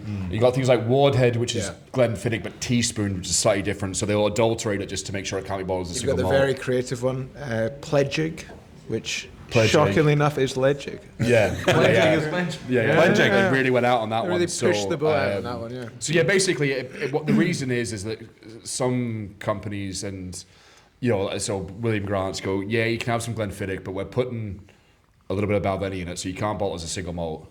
And also, you can't call it Glenfiddich, just in case you fuck it. Essentially, that's all it is. Yeah. Because they don't want you doing a bad finish with it and then putting it in that then on the label. Somebody tries it. So is that what Glenfiddich Glenfiddich is? I'm not doing that. So Lafroig do it. And then, so we have the teaspoon stuff. We have the trade names that basically the trade goes, okay, well everyone knows it is anyway. But this is bottled as Lafroig, 16-year-old, and this is definitely much more in the kind of standard cask wheelhouse. We're on an Oloroso sherry. Oloroso, you're the second, but one of the sweeters. It's kind of what's the old thing? If it swims, Manzanilla. If it flies, Amontillado, and if it walks, Oloroso. So if that's your kind of food pairing for sherry. But so Oloroso is the kind of slightly more meaty, slightly more robust. It's sweet, but not hugely. But it's also not strip your mouth dry like a Fino. It's kind of that nice middle ground. And then again, you'll have the saltiness there because it's Lafroig, it's coastal, it's it'll be 25%. I would imagine at least floor malted at Lefroy, with local peat. The reason because Bowmore and Lefroy are owned by the same company, right? And they malt a lot of their barley on site. They both have malting floors. They cut their peat from the same peat bogs on Isla, and I've walked through them. But the difference is a bit of your sole of your shoe on. There will be, the whole shoe, in fact. So basically, for Bowmore, they machine cut their peat, so it comes back to the distillery in bricks. Right. Whereas for Lefroy, they rough cut it essentially, so it's in kind of just weird shapes and stuff. So what therefore happens when they burn it is it doesn't really burn all the way through as evenly, so you get it doesn't dry as well, so you get slightly kind of wetter, dirty, or oily things. So that's why in Lefroy you've got that. For most people, it's that peak medicinal TCP, like pure Kildalton Coast classic, balls to the wall Isla, rather than slightly more elegant peat of Bowmore. So it's going to be big. It's going to be a lot of peat. Oloroso can have a lot of richness to it. Again, I think peat and sherry is a great combination. Always has been. So this is the first time I'm trying it. I hope it's delicious. It's lovely. It is Good. delicious. Good news. I have to say, as someone who's been, as Ross would say, been pretending to like peated whiskey for a long time, I think it's fantastic. And it's interesting because I have to say, it must be very difficult from an independent bottler point of view where, there'll be a large amount of the same kind of casks that go around, and there'll be times, and I know that from the people that we've spoken to, very rarely are someone buying one cask at one time. It's parcels. It's these parcels, and there'll be so many people that have probably gone. They've bottled that out of the parcel that I passed up on. And speaking to an independent bottler, I'd be able to ask if Keith, if Keith was here or other independent bottlers, there must be a sort of rule of thumb where you go. I think we spoke about the Thompson brothers, spoke about with them, and I said, as brothers, do you guys have to be? Is there one that's the more like gung ho one, and one that's the pull it back? And how hard is it when you're looking at your money levels and your finances and saying that is a great cask? That we could buy and that would do so well in a bottle under our label, but unfortunately we just can't. We're going to have to pass it up right now. Yeah, we do that. We know we're having to going to sell it for X amount, and that's not going to sell. So, when you come across a Lefroy independently bottled, that is a bit rare, isn't it? Yeah, it is rare, and it's also a bit of a swing because, for both parties, because the Lefroy are at risk of someone trying it and not liking it, thinking, why don't I like Lefroy then? But also, there's the kind of thing of, I love Lefroy, so I'm going to buy that Indy one, and then if you don't like it, then you kind of write off the bottler. So it's a bit of a two-way street there, but, obviously to put that label on it and to sell it as that, there's the confidence there, and it stands up in the glass, so it's... I think there is that thing with independent bottlers that you're always taking a swing somewhere because it's going to be something that someone holds dear, whether it's the style of the whiskey, the regional whiskey, the distillery, the cask it's in, whatever it is. You're always going to be in someone's favourite territory. Yeah. And if you get it wrong for them, then you might lose the trust. And the thing is, as well, is that you could argue, is it playing it safe by saying, right, of all the whiskies that we've tried tonight, and we've got some very interesting casks. But to go, right, it's Lefroy, stick it in an Oloroso, because you're almost going, number one, flavour profile. What does the flavour profile of Lefroy allow you to do? Yeah. Like if you put Lefroy in a Lupake cask, for example, are you being sensible with saying stay away from that because that could be a disaster? Are you playing it safe? But also, when people do look at the lineup here and people do look at you're automatically drawn to the brands that you recognise, aren't you? Yeah. So suddenly you say, right, Lefroy, this is a Lefroy that tastes slightly different, but they've not. Because if you're a drinker of Lefroy whiskey, you like it because it tastes a certain way. So trying to change that taste too much would be a danger because you've gone, that's not Lefroy anymore. I think as well, and the thing with any independent bottler is you want to always have a piece of expression somewhere because you want to always have something for those characters, those customers. So, but with Laphroaig as We well. all thought someone was about walking the door. And can you imagine if someone had just walked in thinking, oh, brilliant, Finch is open again, I'll go for a pint. It's even worse than the banjo stopping to play. Where there's 4 guys with microphones. What is this? Yeah, slowly reverse out the door. Just a guy. Do you know if the pub's haunted? Well, we're about to find out. Ghosts of the Finch. But I think with the things with Laphroaig though is because this is what Keith does. He does look at the distillery character, what he's got in that cask, and what the cask he's going to put into. And Laphroaig would probably destroy Calvados, Lupiac, and at least Banyul, the ones we've had tonight. It could go into Palacatado, I would say, but the first 3 casks we had, Laphroaig would absolutely override it. There'd be no point. So is it playing it safe? Yeah, to an extent, but also there's a thought of it needs to be a big enough, if it's going to go into the Pintail range and be finished in some sort of sweet kind of winey finish. Oloroso is going to be Oloroso or PX, and the Laphroaig PX is a very kind of famous duty-free release. It's got to be something big enough to go up against Laphroaig. It can't be. I mean, I love something like a Chardonnay cask because it could be doing really interesting things, but Laphroaig's going to destroy it. Yeah. There's certain things you can do. And this is the interesting thing, liquids. because when we were talking about the kind of start of, it was a case of, can it was the other way around. Can the spirit handle a finish rather than? Whereas now we're at can the cask handle the spirit? Yeah. Brilliant. Well, we're going to do something that we've never done before. We're going to invite a guest up. We've got Lawrence here. Lawrence, up you come. Give her a round of applause. Up you come, Lawrence. Grab a seat. I'm going to grab another chair here.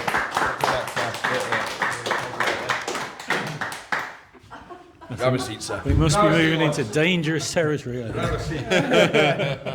Now, this is a Whiskey Stories podcast, and you have travelled a long way to get here tonight, and I really appreciate you and your current wife, as we say, have travelled up together.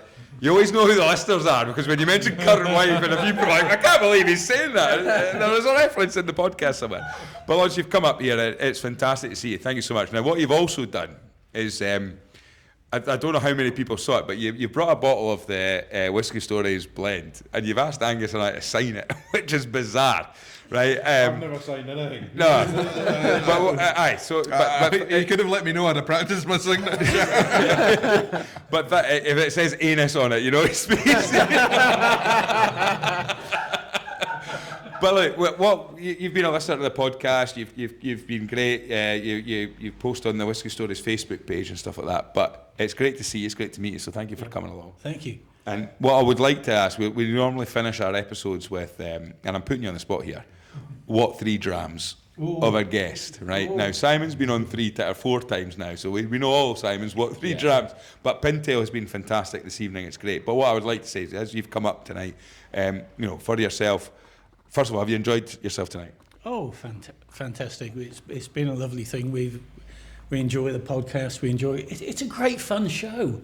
And it's the energy, but also it's the learning. I mean, everything about the whiskies tonight that you learn, and whiskey to me and to my current wife is still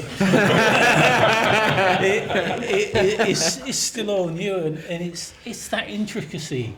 But it's also what Russ would say if he's here, and I could get a word in. You definitely listen then. It's the camaraderie, it's the event, it's the happening, it's so many other things. And what was the question? So at that time of night, I wanted to ask you, what would your what 3 drams be? The 3 drams, right. So what really got us into whiskey about a year ago now, and it's really only a year. It's taken a long time. Amazing. And I might look old and a bit grey, but really I'm only 23. But we started off, and it was a Welsh whiskey, Penderyn. Yeah. Right, okay. I've got half a family from Wales. I've got half a family from Scotland. And I've got half a family from Ireland, and I've got half a family, I've got 2 lots of families. And you're terrible at math. No, you just got to other families. But I think if you're lucky enough to have a go at the Penderyn range, it reminds me a bit of fish fingers in a way, because we were listening to the podcast, and you were saying what to have with fish and chips, and actually at the time I was having a fish finger sandwich.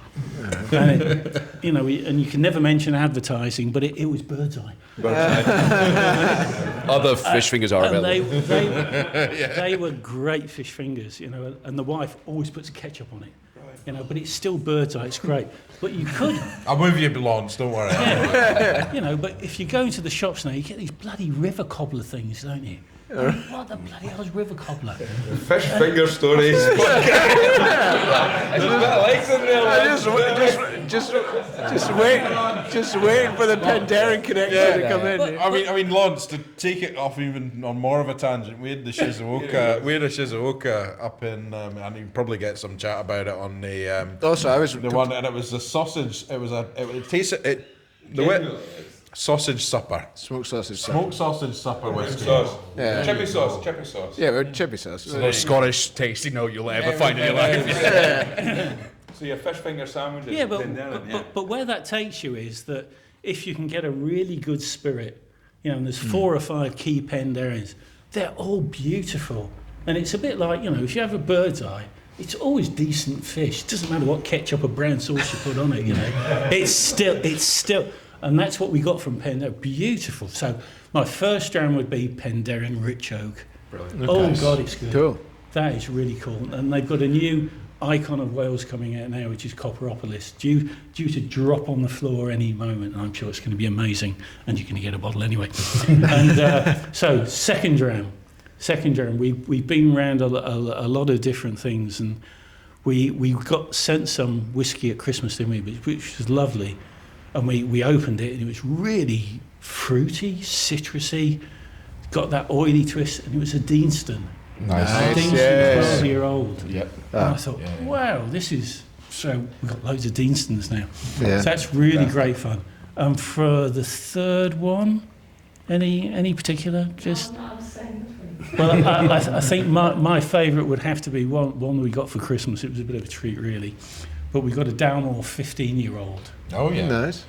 Oh, and I do like that. That's Simon's one sherry dram for Christmas. I think a Dalmore 15, something like that. Myself. Yeah. But you get the figs, you get that lovely taste, and you just want to have another one and another one, and so Brilliant. that's the three. Fantastic. Well, ladies and gentlemen, Lawrence, fantastic. Thank you so much. Thank you so much. Now we have gone through our drams there. We've gone through. Is there anyone willing to offer a wankier tasting note than a Bird's Eye fish finger sandwich with tomato ketchup on it? Has anyone got any tasting notes? What about yourself? Have you got a favourite dram? Whatever's in my glass at the time. There we go. Fantastic. Excellent. Move on, Graham. We've got Craig Darling here. Craig, how have you found? You're a man that we've got to know through the man Facebook that stayed page. sober tonight as Aye, well. well, I'm driving the nights. I've just been nosing them. But I think that Lafroig, for me, is interesting because I don't actually like Lafroig, mainly because of the medicinal notes, but I'm not getting any medicinal notes. It is gentle, yeah. It's I'm really not keen to so go back much and try them all, medicinal. but really that one, the Lafroig. You're just going to have them on the bus on the way home. I'm driving, so I'm just... Please drive responsibly. But aye, what about yourself? You've been to a few now Whiskey Stories podcast, Indy Bottler Spotlight. How are you finding them? Brilliant. Actually, I'm kind of like getting a feel now, having tasted some really quality whiskies, is like of what I like. It's funny to come back to the Lafroig because that's one of the ones that is actually one of the whiskies that got me into whiskey. And I think all of them have had a really nice balance, and I think for me that one was I managed to, like, obviously it's still going to be a Lafroig, but it was something a wee bit different as well. No, it's fascinating that you've. There's a drop of kind of almost like barley sugar sweetness in that Yeah, Lafroig, which really, is really unusual nice. for that distillery. So How strong is that one? many. No, it's 47.5. 47.5. So it's not too bad. The Clonmore strength. I thought the Lafroig didn't really like jump at you with the peat, but it like sinks into the tongue. Yeah. If that makes Yeah, sense. yeah. Like the finish goes on. I mean, normally you open a bottle of Lafroig and you can smell it Yeah. across the block, but that's got a little bit more subtlety to it. It's really well integrated though. It is Lafroig. I mean, I don't think it's not muted enough to confuse it with a Kahlua or something, but it's still got those notes, but I think they're just tempered quite nicely because like Lefroy 10 is kind of stunt drinking in the way that it's all those notes dialed up to 11, and if you want to do that, you can. Yeah. But again, there's not a hell of a lot of balance in it. It's still an iconic dram, obviously, but whereas that, I think the medicinal note is there. There is some salinity. There is that Kildalton Coast kind of reminiscent note, but it's underneath a nice layer of sherry. It's not coming out. I gave it a wee smell when through the glass, and I thought, I genuinely was like, there's something different here. And I almost thought before I tasted it, this could be like a semi-unpeated or a really dulled down peated version of the Lefroy. Tasted it. It wasn't mucking about. And it's still there. It ages backwards. Yeah, it just goes back. Yeah. The younger it is, the stronger it is. And Yeah. the older it is, the less. Right. Yeah. So 16 as well. It's probably older than a Yeah. lot of Lefroy's that Aye, you would absolutely. normally try as well. Exactly, So yeah. Well, we've got the time of night, so we'll have a wee vote for our dram of the evening then, ladies and gentlemen. So, Tullyburn 10, the first dram we had. Hands up for that one. Anyone? Any takers on that one? Okay. Linkwood 14, Lepate Cask. That was a very okay. I think that's taken. That's taken there. We've got an inch. Any fans for the Inch Cover 16? Good stuff over there. Now I think that's everyone. But if you give a second vote, would you take the Dalyun Paolo Catardo? Yeah, okay. like that. Yeah. And then the Lefroy 16 at the end there. Yeah, so good show of hand there. So I think it looks like the Lepate Cask is the winner this evening. Swept the board a bit, yeah. Absolutely. That was generally exceptional. I mean, it's a good lineup, but I think that Lupia Cask just really went. There was something for me that straight away was exceptional, decadent, really, really enjoyable. So I'm not surprised that won the popular vote. Yeah. Well, ladies and gentlemen, thank you so much for coming along. Thank you so much. First, let's hear it for Lawrence and he's coming live to travel up here. Brilliant, fantastic, excellent. Thank you so much. Thank you so much for yourselves coming on, but also please give a big shout, a big round of applause for Simon and Pintail. Fantastic tonight. Well done, lads. And in the Bullfinch. And as the time this is going out, I believe at the time this is going, if you get your skates on, he's looking at me going, don't say it, Graham. Don't say it. Do not put a date out in the world, Graham, right? Do not put a date out in the world. But a big thank you to yourselves for hosting us tonight. So the Marcus and I will be Marcus, working tirelessly for the next few weeks to get this place up and running, and we'll obviously announce on every platform we can to hopefully get locals, but also whiskey nerds and enthusiasts from around Edinburgh down, and hopefully we can just off the tram. You're literally just off the tram. 6-minute walk from the tram. You said you take go off the tram at Constitution Street. That's the one. Take a right and walk along. Don't forget to get off The shore, the Constitution Street further up. Don't get off at Constitution Street. Get off at the shore. The shore, as the guy who just shouted at me. The shore! Yes, there you go. Bottom of Constitution Street. Yeah. But listen, ladies and gentlemen, thank you so much for coming along. Thank you so much for Simon. Thanks to the Bullfinch. Thanks to the Lodge for coming up. Thanks to all you guys for coming along as well. And thanks to the listeners and the people that watch this back home. It's been absolutely fantastic. Please give us 5 stars, like, review, get involved, pass the pod, join the Facebook group, show us your whiskey bar or something. It's been great. I guess we can't get over it, really. That, you know. We also are a bit humbled by what we've got in our flats as well. I know, exactly. 8 litres of boozy sherry you can't use. We've got whiskey cupboards. So it's been absolutely fantastic. Thank you so much. Thank you so much. It's been Indy Bottler Spotlight with Pintail. Cheers! Hey. Well done, guys.